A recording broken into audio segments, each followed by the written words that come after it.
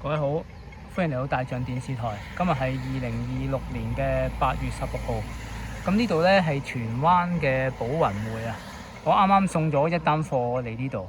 咁我喺荃灣行上嚟，其實我又唔係好熟啲交通，非常之艱難啊！要即係等於行山咁樣。咁呢單貨送咗啦，咁就嗰個保安姐姐呢就教其實有村巴搭。咁我都話佢叫我可以搭翻村巴落去，我話唔需要啦，都送咗貨，咁我行翻落去都冇所謂。係而家行翻落去嘛，而家係向下行啦，咁就輕鬆好多嘅。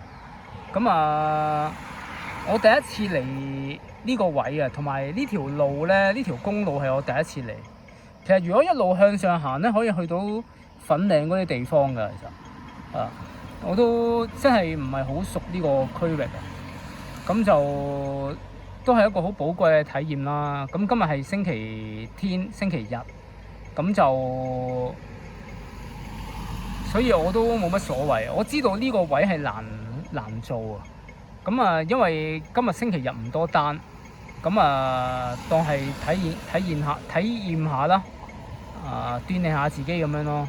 咁就我諗起陶淵明啊，因為呢啲位咧咁比較偏僻咧，就會諗翻起陶淵明嗰種世外桃源啊，世外桃源嗰種生活。